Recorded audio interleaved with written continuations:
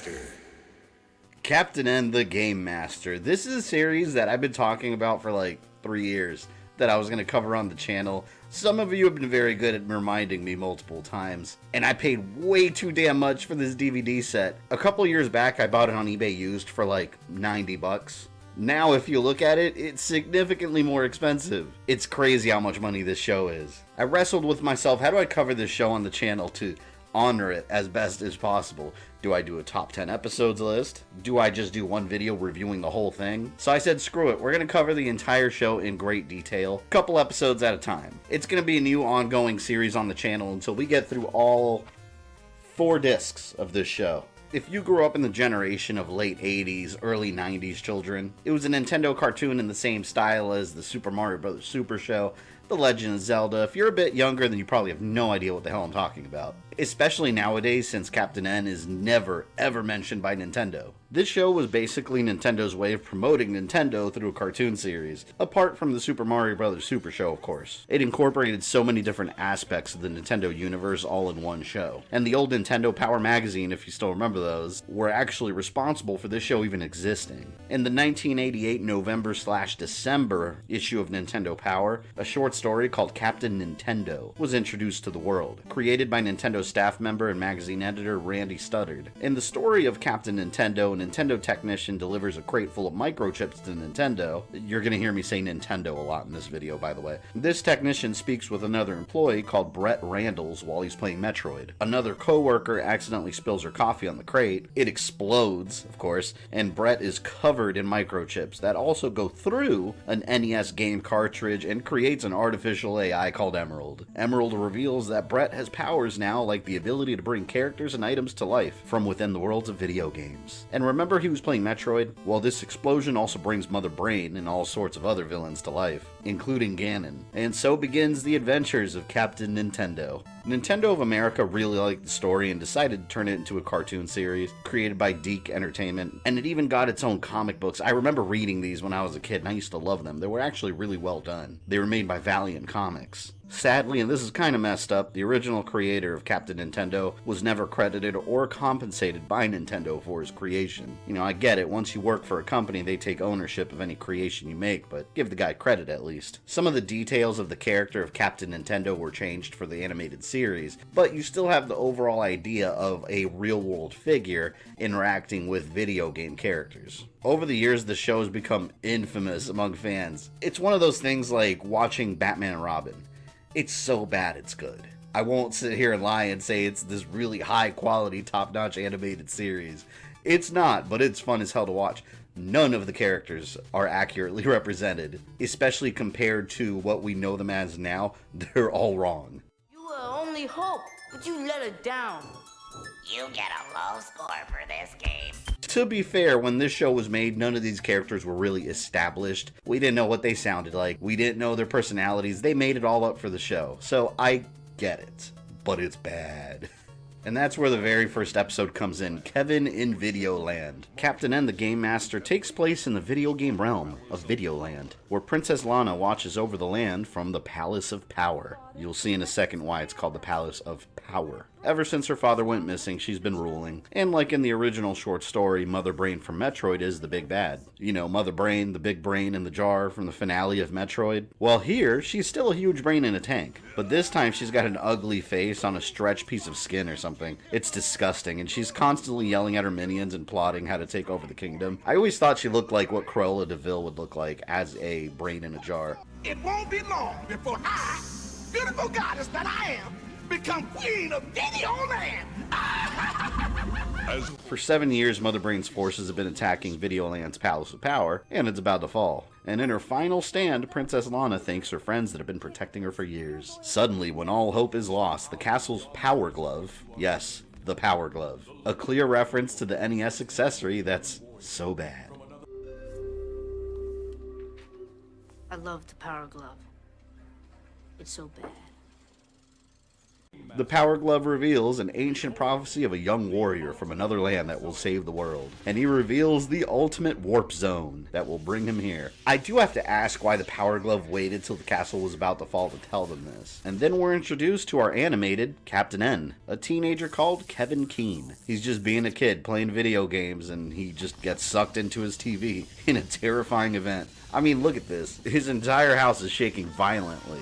Things are falling off his walls, lightning is shooting out of his TV, he transforms into a shitty early CG graphics model, and then he gets thrust inside the television and his dog Duke jumps in after him. How do you even process all this? It's terrifying. I'd also like to comment on how his room looks. It's so exaggeratingly 80s/90s. I was a kid during this time. I can't recall my room or any other kids that I knew at the time that had these brightly colored walls that looked like Trapper Keeper designs. We just had regular ass rooms. I had white walls and like a wooden bed frame. There was nothing special about it. So Kevin gets sucked into Videoland and becomes a cartoon and instantly recognizes all these video game heroes. How did we get here? Simon Belmont? Kid Icarus? Mega Man? You guys aren't real. You're just so many computer bytes in my game cartridges. Wow, they're real. I've always been so confused how he recognizes these people. They look nothing like their video game counterparts. Maybe, just maybe, I'll give you Kid Icarus. But a little fat green Mega Man and Simon? No way. Here's how it should have gone down. Who the f*** are you? It is pretty cool that there's a bunch of characters in here that aren't strictly Nintendo made either. Like Mega Man, he's Capcom, you've got Simon, he's Konami. But here they are, standing right next to Kid Icarus. Basically what we know is Smash Brothers now. But the similarities to their video game counterparts ends at the name. The show does get a lot of flack for that, but that is part of the show's charm, how completely incorrect and nonsensical it is. It's responsible for most of the comedy. For some reason, Mega Man is small, green, and has the voice of a heavy smoker. We must cheer her up. Don't fret your little mega mind. There's only one person who can cheer up the princess, and I'm looking at him. Mega Man, shine my boots. Kid Icarus, I could use a little trim. Not too much off the top, however. How's this for a shine? We're locked in.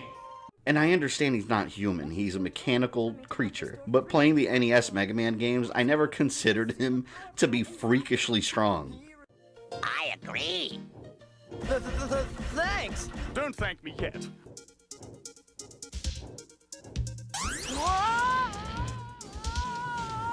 Mega Man's voice might be completely off, but Kid Icarus, they made his voice as annoying as humanly possible. When he talks, his voice constantly cracks, and I genuinely want him to stop talking. We'll start searching immediately. I know what I'm doing. Trust me. I trust you, Cavinicus. If Kid Icarus trusts you, I trust you. I've still got to rescue the princess. Speaking of Her Highness, look. And the most infamous one that fans constantly bring up is Simon Belmont from Castlevania. You know Simon, he's the big Conan the Barbarian-inspired warrior, strong as a mountain and fearless. But he is none of those things in Captain N, the Game Master. He is a complete buffoon, obsessed with his looks, and he's always jealous of Kevin because he was Princess Lana's main hero. A team, of course. Yes, well, it was very nice of you to drop by. Do come back and visit us soon in, say, 20 years. Simon Belmont takes orders from only one person. Simon Belmont. And Princess Lana is made up. She's got no video game counterpart. She's fine. Well, Kevin especially thinks she's fine.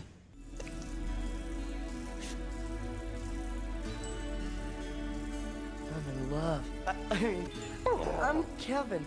Kevin came into Videoland equipped with his Nintendo Zapper gun that in this world shoots actual lasers. It's a very dangerous weapon. And his NES controller that has different powers. Princess Lana explains why Kevin is there, and none of this is insane to him. Instead of thinking he's having some sort of hallucinogenic episode, he just accepts that it's all real, and he just decides he wants to dip out. He just wants to go home. He wants nothing to do with being the hero of Videoland. And as far as the bad guys, Mother Brain's two main henchmen are basically the Bebop and Rocksteady of Captain N. The two idiot villains that always work together, but always mess up. I remember being so confused by them when I was a child, because I didn't get into Punch-Out until way later in the NES lifespan. So when I watched this cartoon before really immediately getting into Punch-Out. I was so confused why King Hippo looks so different in the game. He was a boxer from Hippo Island in the South Pacific, so I always assumed his inspiration was like some kind of Samoan Islander inspired character, but in Captain N, he's this weird blue color with these huge, dark, profound nipples that make me really uncomfortable. And Eggplant Wizard is an enemy from Kid Icarus, probably my favorite character in this show. He whines constantly, he's got a lot of terrible ideas, and when he gets hit or falls over, fruits and vegetables fly out of him. I've got a job for you. Anything you desire, my sweet potato. Not you, Eggplant Wizard. King Hippo. No fair, it's my turn. He got to do your last evil deed. Let me tell you why. Because you botched up the last job, you incompetent vegetables. King Hippo. King Hippo and Eggplant Wizard go to the castle, and they kidnap Princess Lana, and Kevin walks over to her chambers to bitch that he wants to go home with his dog Duke, and he finally decides to be a hero. He zaps the door with his gun and confronts the two villains. They panic that the hero has arrived, they throw the princess at him, and Eggplant Wizard violently throws a tomato at Kevin, but Kevin is now determined to use his NES controller powers. You see, if he presses left on the D-pad, he quickly sidesteps. But then Eggplant Wizard reveals his most dangerous weapon, a banana gun.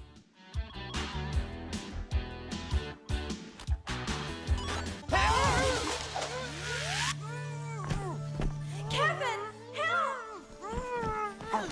All right, that's it. You guys are toast. Lana! It's such a nonsensical and stupid weapon, you can't help but laugh at it. You get trapped inside a banana and then someone has to peel you out of it. So Kevin goes back to the princess's heroes and tries to recruit them now to rescue her so he can get home. By the way, listen to that Mega Man remix music in the background, it sounds great. Princess! Come on, Duke! Kid Icarus, Mega Man, we've got to find the princess! Don't worry, it's Maximus. She's safe with Simon.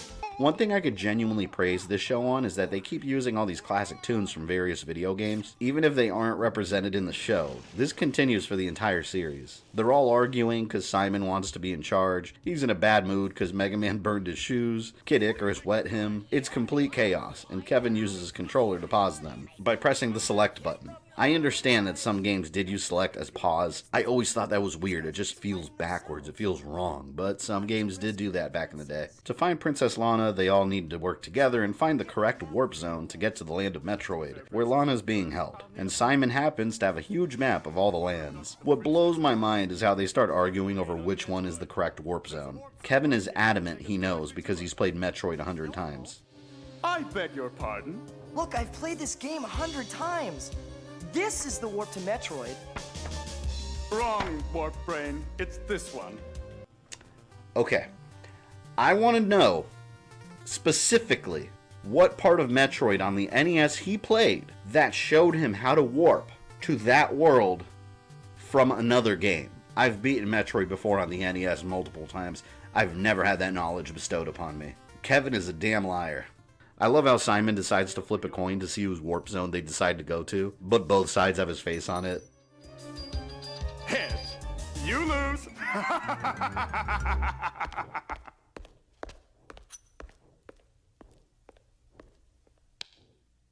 Hey, look, Duke. They take the warp zone to Metroid Land, and all sorts of shenanigans ensue. Of course, Simon was wrong, and the warp zone actually took them to Congo Land, where none other than Donkey Kong lives. A very angry Donkey Kong that was taking a bath. This is not the friendly one with the tie and the little spider monkey best friend. He is massive. Can you imagine if Donkey Kong was actually this big in the games? King K. Rool would stand no chance against him. He's rampaging angrily, he wants them destroyed, he wants to stomp on these small people that interrupted his bath time. Phew. That wasn't so bad. Yes, it was. And then Kevin presses select again, but this time it doesn't pause. This time it teleports him to safety. I guess this controller has no rules. It's the equivalent of the Game Genie. It breaks the rules. Or maybe the buttons just do whatever's needed at any given time, who knows. They need to find a way off-world quick before Donkey Kong gets them, and Kevin has the solution once again, something absurd. He thinks the way out is through a bubbling volcano filled with lava. Quick, closer to the edge of the volcano! Are you nuts? This time Kevin pauses the volcano rocks as they're blasting out, and they use them to rocket in the air, which take them flying into the world of Metroid. Once again, I must ask the question, what part of Donkey Kong taught Kevin that he could take a volcano and jump from Donkey Kong to Metroid? Kevin is a damn liar. Look, I've played Donkey Kong enough times to know what I'm doing. Trust me. But somehow, he was right, and they made it to Metroid Land. They rush over to save Princess Lana from the clutches of Mother Brain, with Simon running off on his own, getting into trouble, as he does in almost every episode of this show. Kevin is successful in saving the princess, but it was a trap. Now Mother Brain sends them into the corridors of Metroid. It would have been really cool to see a cameo from Samus here, but it's just Kevin and the princess running around blasting aliens. Before they plop out of existence, they turn into pixels real quick. And the music sounds so catchy, I call this the action theme. They play it constantly in the show.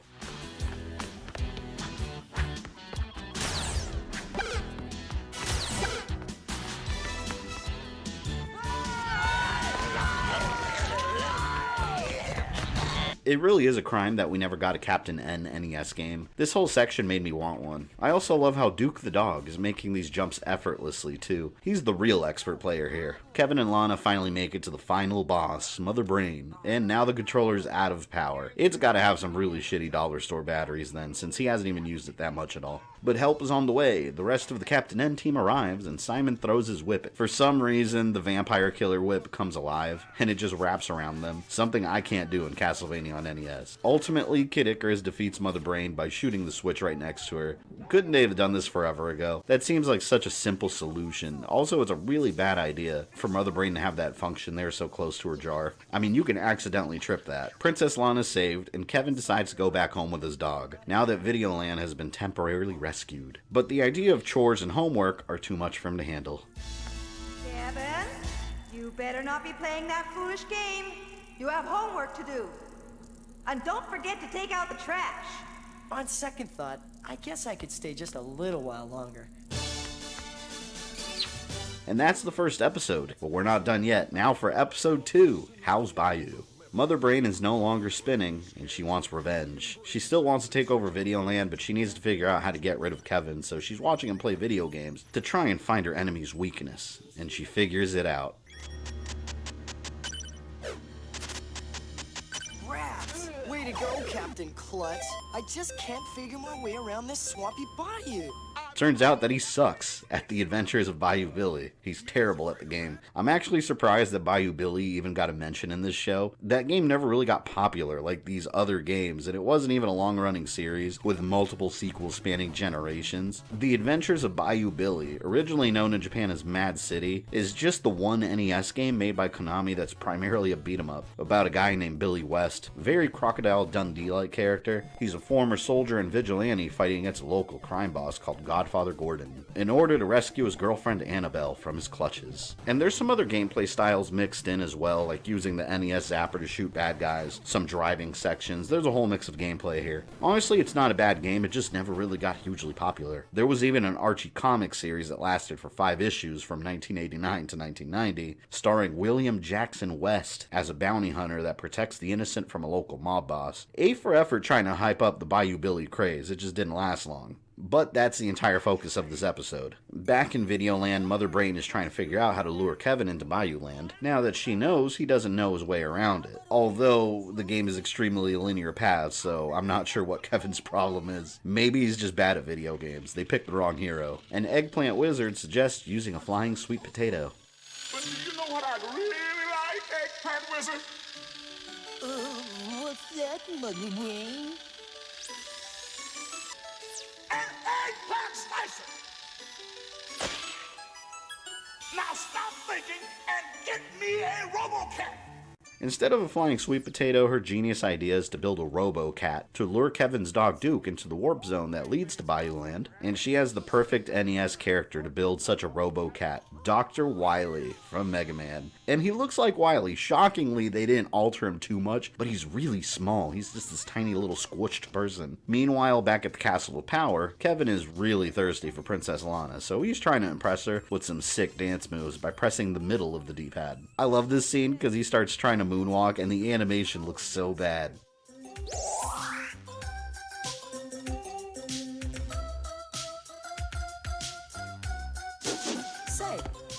go back to my world. My friends would hyperventilate if they saw me dancing with the princess of Videoland.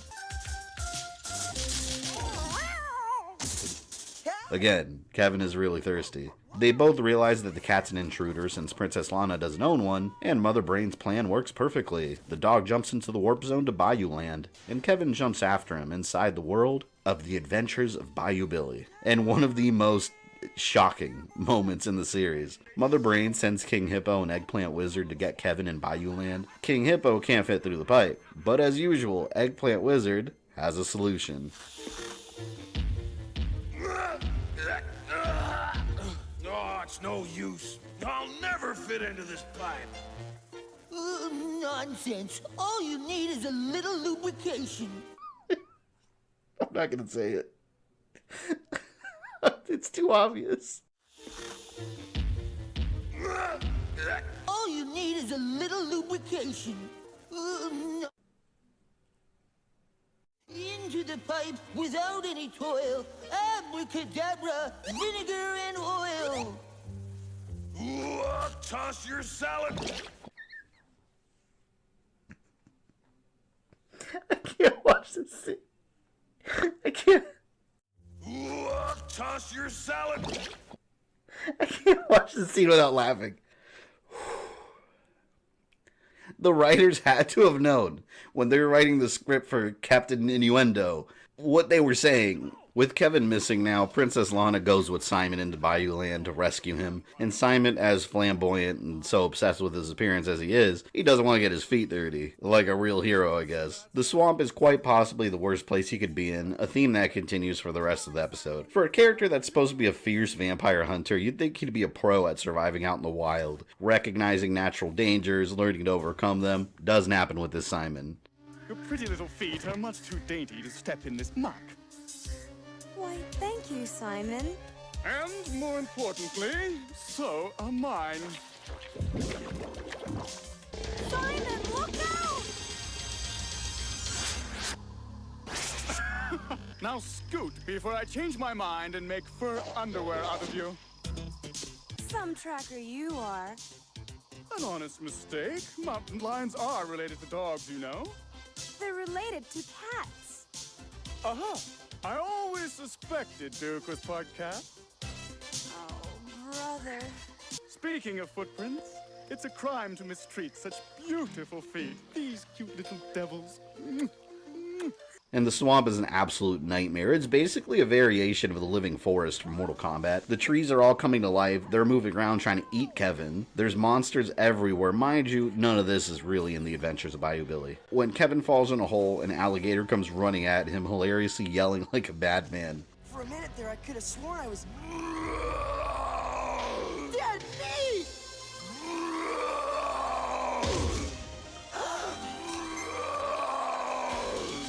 Until Bayou Billy makes his grand appearance. Turns out the alligator's his pet, and Billy teams up with Kevin to go find his missing dog lost in the swamp. And I thought it was cool that they gave Billy a vehicle, since he does have one in the game, too. From here, Billy becomes a mentor figure that teaches Kevin how to survive in the bayou. He teaches him how to jump over obstacles, how to prepare survival meals to eat, how to find health packs, apparently from creatures that live inside of trees, how to whip birds flying at you, Castlevania style, wrangling snakes like a true swamp survivalist, and they also get attacked by a frogman, which I don't remember any frogman in the Adventures of Bayou Billy. So it turns out frogman is a reference to the enemies in Bayou Billy that look like divers. In the English version, they were renamed Jacques Kilstow. Get it?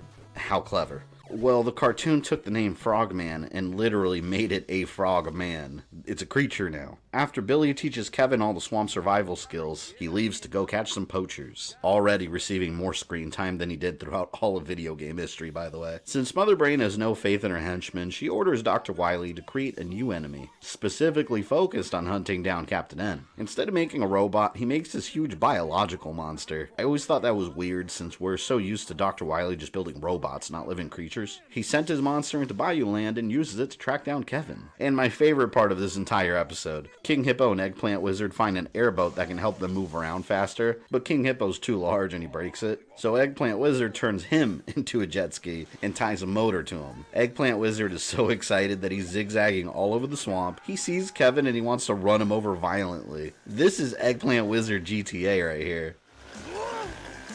Look! There he is! Let's mow him down!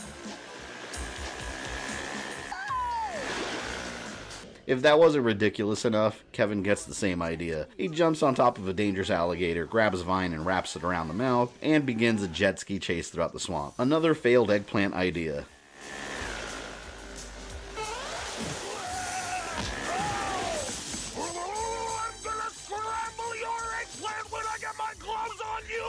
And on the other side of the swamp, Simon has been having a hell of a time. Since Wily's swamp creature doesn't even know what Kevin looks like, it just assumes that Simon is Kevin. And it chases him, and instead of slaying the monster heroically, as a member of the proud Belmont clan would do, Simon runs away and he's real quick to screw Kevin over before being captured. You've got the wrong guy. I'm Simon Belmont. If you promise not to eat me, I'll take you to Captain M. Simon!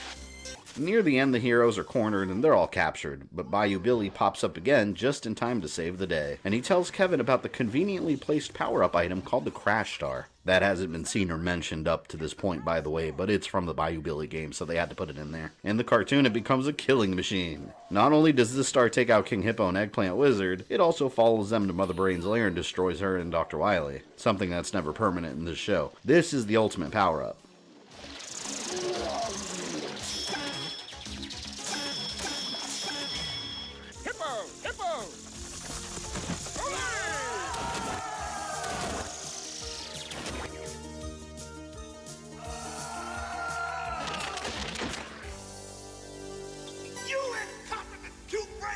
You've ruined everything!